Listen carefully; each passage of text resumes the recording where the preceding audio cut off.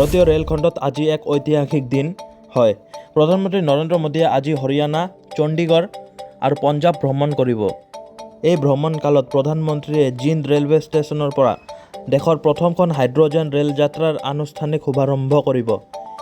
ইয়াৰ উপৰিও প্ৰধানমন্ত্ৰীয়ে একলব্য ষ্টেডিয়ামত প্ৰায় 14,700 কোটি টকা ব্যয়ৰ কেইবাটাও গুৰুত্বপূৰ্ণ উন্নয়নমূলক প্ৰকল্পৰ আধাৰশিলা স্থাপন কৰিব। অসমৰ উন্নয়নক লৈ ৰাজ্য চৰকাৰে এক বিশেষ পৰিকল্পনা যুগুত কৰিছে। অনাগত দিনত অসমৰ প্ৰতিটো সমষ্টিত যাতে কণী, মাছ ইত্যাদি উৎপাদনত সম্পূৰ্ণ স্বাৱলম্বী হ'ব পাৰে, তাৰ বাবে ফলপ্ৰসূ ব্যৱস্থা ল'বলৈ মন্ত্ৰী জয়ন্ত মল্লবৰুৱাই সকলো বিধায়কক পৰামৰ্শ দিছে। আনহাতে বাজেট বিতৰ্কত অংশ লৈ মুখ্যমন্ত্ৰী ডক্টৰ হিমন্ত বিশ্ব শৰ্মাই সকলো বিধায়ক বিধায়িকাক নিজৰ সমষ্টিসমূহক আত্মনিৰ্ভৰশীল কৰাৰ প্ৰতিযোগিতাত নামিবলৈ বিশেষ আহ্বান জনাইছে। ধান ক্ৰয় কেন্দ্ৰৰ বাবে নতুন সমিতি গঠনৰ নিৰ্দেশ হয়। অহা আগষ্ট মাহৰ প্ৰথম সপ্তাহৰ ভিতৰতে স্থানীয় বিধায়কসকলৰ অধ্যক্ষ হিচাপে লৈ প্ৰতিটো ধান ক্ৰয় কেন্দ্ৰৰ বাবে চৰকাৰে একোখনকৈ নতুন সমিতি গঠন কৰিবলৈ নিৰ্দেশ দিছে। মন্ত্ৰী কৌশিক ৰায়ে এই গুৰুত্বপূৰ্ণ সিদ্ধান্তৰ কথা প্ৰকাশ কৰিছে। মোবাইল উৎপাদনৰ বাবে 62,500 কোটি টকাৰ বিশাল আঁচনি হয়। মেক ইন ইণ্ডিয়াক বিশ্ব দৰবাৰত অধিক শক্তিশালী কৰিবলৈ কেন্দ্ৰীয় মন্ত্ৰীসভাই 62,500 কোটি টকাৰ মূলধনেৰে মোবাইল ফোন নিৰ্মাণৰ এক বৃহৎ আঁচনি অনুমোদন জনাইছে। কেন্দ্ৰীয় মন্ত্ৰী অশ্বিনী বৈষ্ণৱে প্ৰকাশ কৰা অনুসৰি এই আঁচনিখন অহা 5 বছৰৰ বাবে সমগ্ৰ দেশত ৰূপায়ণ কৰা হ'ব।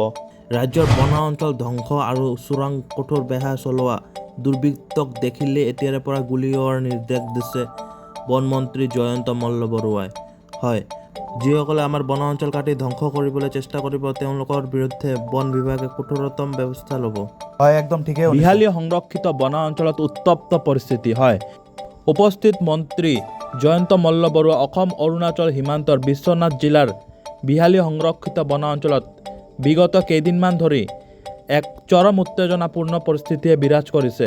জানিব পৰা মতে বনাঞ্চলখনৰ বাধাচৌৰ অঞ্চলত অৰুণাচলী দুৰ্বৃত্তই অবৈধভাৱে ঘৰ নিৰ্মাণ কৰিবলৈ চেষ্টা চলাইছিল। এই অবৈধ নিৰ্মাণ কাৰ্যত বাধা দিবলৈ যোৱাৰ সময়ত অৰুণাচলী দুৰ্বৃত্তই কৰ্তব্যৰত বনকৰ্মীসকলক লক্ষ্য কৰি গুলীচালনা কৰে।